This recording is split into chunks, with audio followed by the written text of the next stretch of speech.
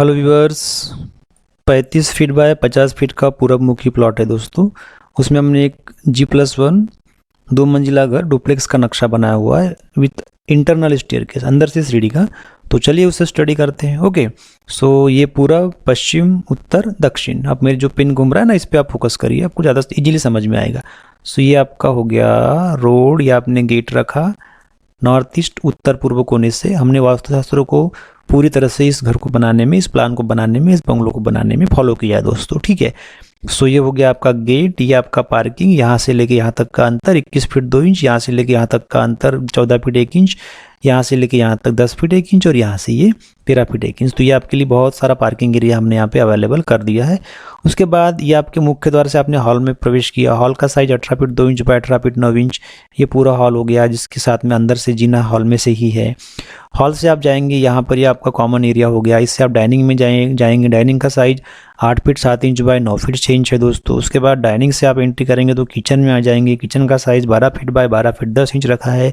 उसी किचन में हमने स्टोर रूम दिया है 3 फुट बाय 8 फीट का, 3 ऐसा 8 ऐसा, इसी एरिया का भाग है दोस्तों। ठीक है, फिर किचन में वापस आ जाइए डाइनिंग में। आप किचन से डाइनिंग में वापस आ गए तो डाइनिंग से ये दरवाज़ा दिख रहा है जो इस गली में खुलता है। अब उसका इस्तेमाल, उसका यूज क्या है, आपको वीडियो का आखिरी पोर्शन, आने वाले पोर्शन में बताते हैं।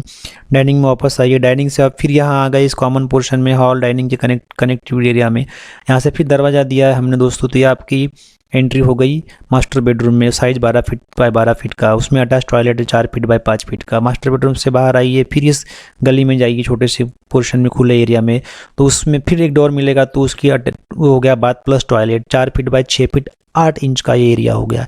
ये भी एरिया लगभग उतना ही है दोस्तों। वहाँ से बाहर आइए। इस एरिया को प्रोवाइड करने से फ़ायदा क्या हुआ, हॉल डाइनिंग और बाथरूम टॉयलेट के बीच की कनेक्टिविटी आपकी कम हो गई। ये डायरेक्ट कनेक्शन नहीं मिल रहा था कि आपका प्रिवेसी भी रहेगा और क्लीनलीनेस भी आपको मेंटेन करने में अच्छा रहेगा। ठीक है, हॉल से डायरेक्टली कनेक्टेड नहीं है। ये वॉश के लिए, फ्रेश होने के लिए इस एरिया को आप यूज कर सकते हैं। ठीक है, सो यहाँ से बाहर आ जाइए। उसके बाद ये कॉर्नर में डोर है, ये bedroom number 1, size 9 feet 7 inch by 12 feet. उसमें भी अटैच टॉयलेट दिया है 4 फीट बाय 5 फीट का हमने दोस्तों। फिर इस बेडरूम नंबर 1 से ये डोर दिया है तो ये गली में खुलता है। ये 2.5 फीट की गली है हमारी, सीधी पार्किंग में आती है। ये 3 फीट की, 3.25 फीट की गली हमने प्रोवाइड की है। 4.5 इंच की ये पूरी बाउंड्री वाला है हमारी, इसके बाहर हमारी कोई जगह है नहीं। ठीक है, सो ये हमने इस तरह से प्लान किया। अब देखते हैं विंडोज़ कहाँ कहाँ प्रोवाइड की है। किचन हमारा फ्रंट में है तो ये आपकी विंडो रहेगी यहाँ से। हॉल के लिए ये विंडो रहेगी। ये पोर्शन क्या है भाई, ये आपका छोटा सा पूजा रूम बना दिया हमने यहाँ पे। अपने हिसाब से साइज आप मैनेज कर लीजिए उसको। ये आपका वेंटिलेशन रहेगा पूजा रूम के लिए। नॉर्थ ईस्ट यानी उत्तर पूर्व में पूजा रूम आना चाहिए तो हमने ला दिया। स्टेयरकेस भी नॉर्मली उत्तर पश्चिम की पोर्शन में आनी चाहिए तो वो भी आ गई है। ठीक है, उसके बाद देखिए कुछ लोग बोलते हैं कि साउथ वेस्ट में स्टेयरकेस बननी चाहिए, तो वो भी ठीक है, बट ये भी ओके है। अब दोनों में क्या डिफरेंस है कभी वास्तु पर डिस्कस करेंगे तो बताएंगे आपको हम। ठीक है दोस्तों, तो ये हो गया आपका पूजा रूम। यहाँ से फिर आप कर दीजिए एक विंडो और बना दीजिए इस गली से। यहाँ पर देना विंडो तो यहाँ पर दे दीजिए। इस गली से ये विंडो बना दीजिए।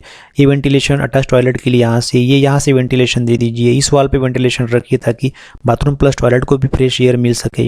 यहाँ से वेंटिलेशन दे दीजिए। फिर आप डाइनिंग में आ जाइए। डाइनिंग से कर्सर देखिए गली में, फिर हम आ गए। ये गली में, ये गली कितनी है, 3 फीट बाय 9 फीट 6 इंच का पूरा एरिया है ये। तो यहाँ पर विंडो प्रोवाइड कर दी। यहाँ पर आप विंडो दे दीजिए देना है तो। इस तरह से पूरी तरह से हमने एक फुल वेंटिलेटेड प्रॉपर वेंटिलेशन के साथ में एक बढ़िया सा नक्शा आपको बना दिया। अब डुप्लेक्स या G+1 कैसे, देखिए ये स्टेयरकेस से आप ऊपर आएंगे। ठीक है, ये ऊपर आ गए तो कहाँ आएंगे, ये ऊपर आ जाएंगे। ये देखिए, अगर ये आपका फाउंडेशन है, ये आपका पहला स्लैब है तो आपका दूसरा स्लैब रहेगा। तो ये स्टेयरकेस से आप, ये ऐसी स्टेयरकेस अगर रहेगी तो आप ये पहले स्लैब पे ऐसे आएंगे, तो ये आप पहले स्लैब पे आ गए दोस्तों। तो ये जो एरिया है ना मित्रों, ये जो एरिया है पूरा ये सेम है इसके, ये इस एरिया की इतना सेम एरिया है। ये स्टेयरकेस ऊपर आया। अब इसमें देखिए इस पोर्शन में, यहाँ जो ये पोर्शन है ये वाला, ये कटा हुआ रखेंगे हम। ये देखिए, ये पहला स्लैब डालेंगे ना, ये पोर्शन कटा हुआ रहेगा। जब जीने से आप ऊपर आएंगे ना तो यहाँ खड़े रहेंगे ना, तो आपको डायरेक्टली यहाँ से इस कटे हुए पोर्शन से यहाँ का पूरा माहौल दिख जाएगा। यानी आपका इस यहाँ पर होकर भी आप जीने से ना आते हुए यहाँ से पूरा कंट्रोल नीचे की घर पे या नीचे जो भी चल रहा है उस पर रख सकेंगे।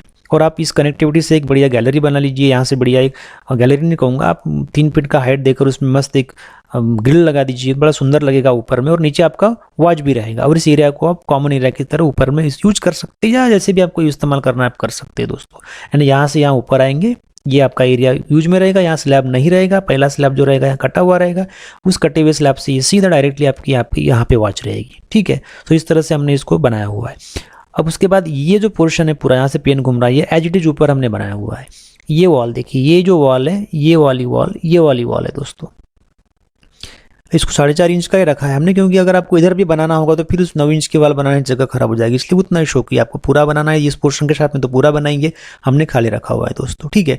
अब देखिए ऊपर में बेडरूम नंबर 2, इसी बेडरूम के ऊपर बेडरूम नंबर 2 बनाया। अटैच टॉयलेट उसमें है, लेकिन हमने शो नहीं किया क्योंकि आपको अपनी ज़रूरत के हिसाब से उस एरिया को यूज करना है, इस एरिया को भी और इस एरिया को भी, इसलिए हमने वहाँ अटैच टॉयलेट वगैरह या बाथरूम कुछ लिखा नहीं है।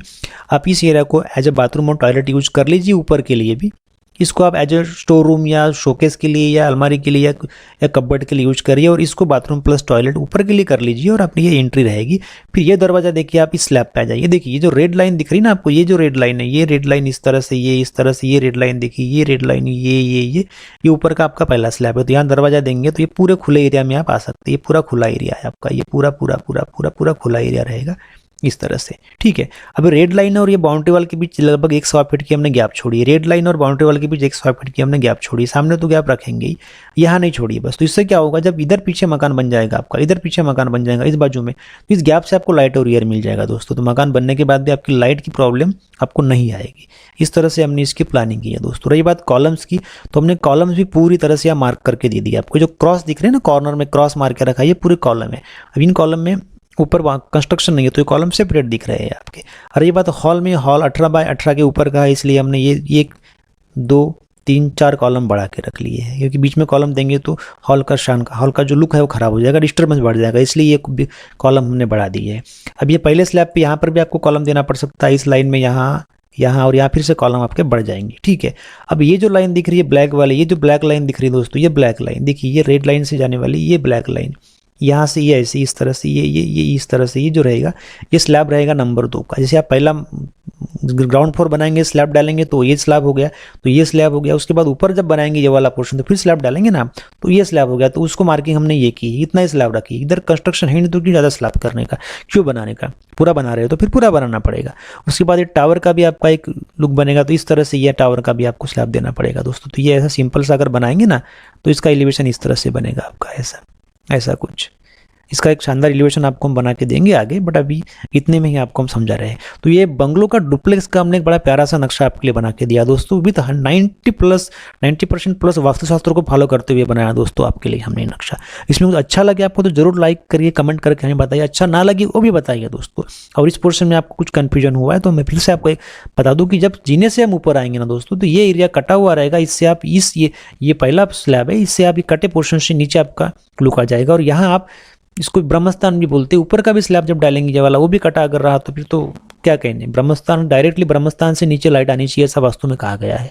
कुछ लोग मानते हैं, कुछ नहीं मानते हैं दोस्तों। तो नक्शा अच्छा लगा तो लाइक कीजिए मित्रों, धन्यवाद।